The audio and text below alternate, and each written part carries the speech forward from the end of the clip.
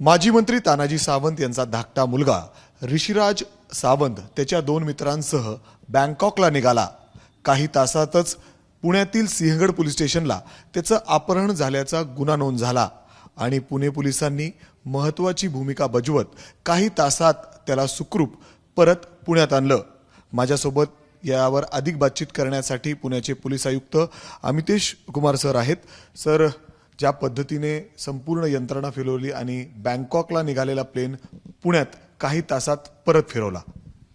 बरोबर आहे. किडनॅपिंगचे विषयी एक सुरुवातीला कॉल 112 वर आला होता आणि किडनॅपिंगचे प्रकरण आपण पूर्वी पण बघितले असतील. अत्यंत संवेदनशीलताने आणि अत्यंत गंभीरतेने पुणे पोलीस घेत असते. लहान मुलाचे कंप्लेंट आला किंवा सतीश वाघचे प्रकरणात आला, जे काही येते आम्ही इमिजिएटली कारवाई करतो, गांभीर्याने घेतो. या प्रकरणात पण ज्यावेळी कॉल आला त्यावेळी इमिजिएटली फिर्यादीला बोलून पोलीस स्टेशनला गुन्हा दाखल करण्याची प्रक्रिया सुरू झाली आणि प्राथमिक तपास इमिजिएटली सुरू झाली आणि प्राथमिक तपासमध्ये असा दिसून आला की ते मुलं काही एक विमानाने बँकॉकसाठी रवाना झालेली आहे. इमिजिएटली आम्ही DGCAला मेल पाठवला आणि त्यांना या गुन्ह्याच्या बद्दलची डिटेल्स पाठवली आणि त्यांना इंडियन सॉईलवर शक्यतो लँड करण्यासाठी आपण हस्तक्षेप करावी अशा आम्ही मेल DGCAला पाठवला होता आणि इमिजिएटली त्यांच्या स्तरावर इंटरव्हेन्शन झाली आणि आम्ही त्यांना परत पुण्याला आणले. आता तपास प्राथमिक स्टेजवर आहे आणि त्यामध्ये जे काही बाबी समोर येईल त्या अनुषंगाने कारवाई करण्यात येईल. सर, जेव्हा ते पुण्यामध्ये लँड झाले त्याच्यानंतर त्यांच्या धाकट्या मुलाचा, अर्थात जो गेला होता ऋषिराज, त्याचा जबाब नोंदवला आहे का? त्याचे दोन मित्र जे सोबत होते त्यांचा जबाब? इमिजिएटली त्यावेळी एअरपोर्टवरून त्यांना विक्टिम आणि इतर जे लोक प्लेनमध्ये होते त्यांना घेऊन आम्ही आमचे पथकांनी स्पेशल त्यांना विशेष इंट्रोगेशन त्यांची झाली, त्यांचे स्टेटमेंट्स रेकॉर्ड झालेली आहे आणि त्या अनुषंगाने जे बाबी समोर येत आहे त्या अनुषंगाने तपास आता सुरू आहे. सर, ते का नेमकं बँकॉकला निघाले होते? कारण ज्या पद्धतीने तातडीने गुन्हा दाखल झाला, पोलिसांची संपूर्ण यंत्रणा हलवली, जसं तुम्ही सांगताय की DGCAला संदर्भात कळवण्यात आलं, तात्काळ विमान अर्ध्या रस्त्यातून परत वळवण्यात आलं. कसं काय, म्हणजे काय एवढं बेस आहे? किडनॅपिंगचे गुन्हा आता आमचे इंडियन सॉईलवर ते प्लेन परत आला, बरेचशी गोष्टी स्पष्ट झाली, काही गोष्टीवर तपास सध्या सुरू आहे. जर ते प्लेन फॉरेन कंट्रीला गेले असतील तर ते बरेचसे इलॅबरेट प्रोसिजर्स असते, तिथे तपासमध्ये काही अडचण येऊ शकत होता, म्हणून त्यांना इमिजिएटली आम्ही इथे बोलवले आणि इथे त्यांचे तपास सुरू आहे. आता आज काही कन्क्लुजनवर आम्ही पोहोचलेले आहे, काही कन्क्लुजन सध्या आम्हाला पोहोचायचे आहे, परंतु तपास प्रॉपर दिशेने चालू आहे आणि लवकरात लवकर त्या गुन्ह्याबद्दल निर्णय घेण्यात येईल. सर, ते का नेमकं बँकॉकला गेलते?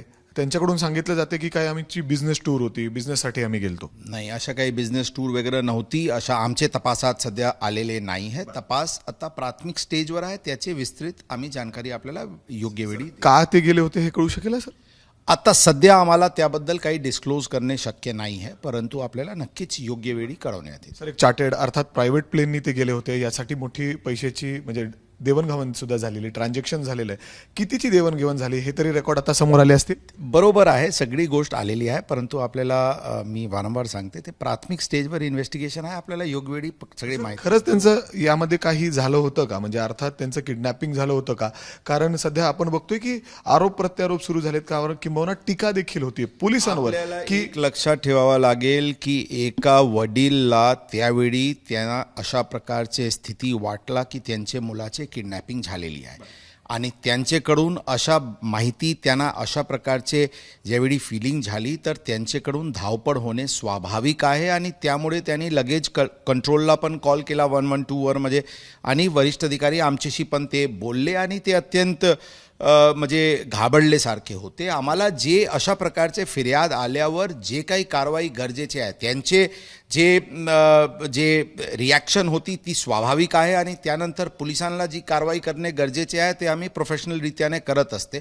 मुलांना इमिजिएटली ट्रेस करून त्यांना स्वतःकडे ताब्यात घेऊन त्यांची विचारपूस करणे हे आमचे घटनाक्रम आहे आणि त्या अनुषंगाने तपास करण्यात आलेली आहे. नंतर ते सुखरूप परत आले ही एक चांगली गोष्टी झाली, परंतु ते सगळे गोष्टला विचार करून पोलीस हळूहळू जातील अशा प्रकारचे होत नाही. आमची फर्स्ट टार्गेट की किडनॅपिंगचे केसमध्ये आमचे फर्स्ट टार्गेट असते की विक्टिमला सेफ आणि सुखरूप आम्ही आमच्या ताब्यात घेऊ आणि त्या दिशेने प्रोटोकॉल फॉलो करण्यात आला. सर, शेवटचा प्रश्न विचारतो. मुख्यमंत्री असतील, उपमुख्यमंत्री असतील किंबहुना आपले राज्यमंत्री जे एव्हिएशन मिनिस्टर आहेत मुरलीधर मोहोळ, त्यांना देखील फोन तानाजी सावंत यांनी फिरवले होते.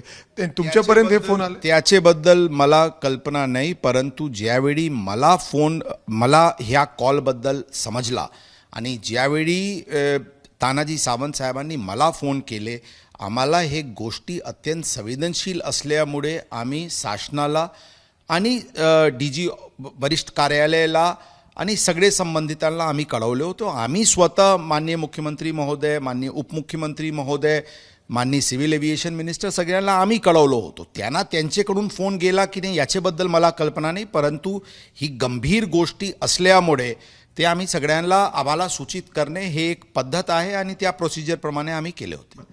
सर, अशी देखील टीका होतीये की तानाजी सावंत यांनी त्यांच्या ताकदीचं, त्यांच्या पॉवरचा गैरवापर केला आणि ज्या पद्धतीने पोलिसांना वेठीस धरलं, त्या दिवशी काही तासात गुन्हा दाखल करण्यात लावला. अर्थात त्यांना माहिती होतं की त्यांचा मुलगा बँकॉकला फिरायला निघालेला आहे आणि त्यांना जाऊ द्यायचं नव्हतं, म्हणून अशा पद्धतीने एवढे तातडीने ही संपूर्ण यंत्रणा हलवली. ही सांगणे संयुक्तिक नाही. पूर्वी पण ज्यावेळी एका लहान मुलीचे असतील, लहान मुलाचे असतील, कोणाचे असतील, किडनॅपिंगबद्दलची तक्रार येतात, आम्ही स्वतः रात्री बेरात्री रस्त्यावर उतरलेले आहे. हे पूर्वी आपण बघितले असतील, ही पूर्व रेकॉर्डवर आहे. किडनॅपिंग कोणाची असू, त्याचे आर्थिक स्थिती किंवा त्यांचे काय कोण आहे त्यावर अवलंबन होणे गरजेचे नसते. किडनॅपिंग अत्यंत संवेदनशील प्रकरण असते आणि आम्ही त्या दृष्टिकोनातून इमिजिएटली जी काही ताकद आम्हाला प्रोफेशनलरित्याने आहे त्या आम्ही हलवून ते करतो.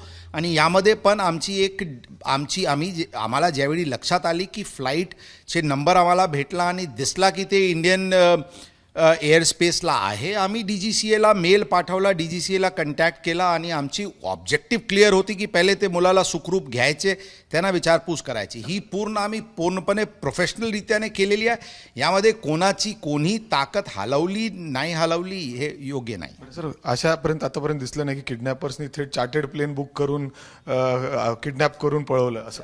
रेट्रोस्पेक्टमध्ये ते सुखरूप आले तर कोणी काहीच पण म्हणू शकते, परंतु आपल्याला लक्षात ठेवावं लागेल की पोलिसांचे दृष्टिकोनातून ज्यावेळी फिर्याद आला आणि पोलिसांनी जर स्लो रिॲक्शन केले असतील तर काही अनुचित जर घडला तर त्याच्यावर ते योग्य नव्हतं. आम्ही प्रोफेशनलरित्याने हँडल केलेले आहे आणि पूर्णपणे आम्ही त्याबद्दल. सर, पोलिसांनी प्रोफेशनल केलं, पण मात्र जर तानाजी सावंत यांनी कुठेतरी पोलिसांना मिसलीड केलं असेल, काही त्यांना माहिती असताना देखील जर अशा पद्धतीने खोटी माहिती दिली असेल तर त्यांच्यावर कारवाई होऊ शकते सर?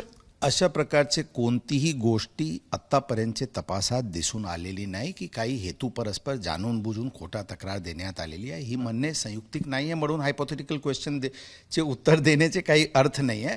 कारण आम्ही स्वतः त्यांच्याशी त्यावेळी बोललो होतो ज्यावेळी त्यांचे कॉल आला होता आणि ते अत्यंत घाबरलेले स्थितीत होते, म्हणून त्यावेळी त्यांना तशी कल्पना होती. नंतर काही गोष्टी दुसरी समोर आली तर त्यानंतर त्याबद्दल टिप्पणी करणे काही योग्य नाही. मग गुन्हा मागं घेतलाय आपण, आता काय नाही, गुन्हा आता तपासावर आहे आणि तपास केल्यानंतर त्यांना प्रॉपरली केला. गुन्हा दाखल आहे आणि तपास अजून देखील सुरू आहे, स्वतः पोलीस आयुक्त या ठिकाणी सांगतायत.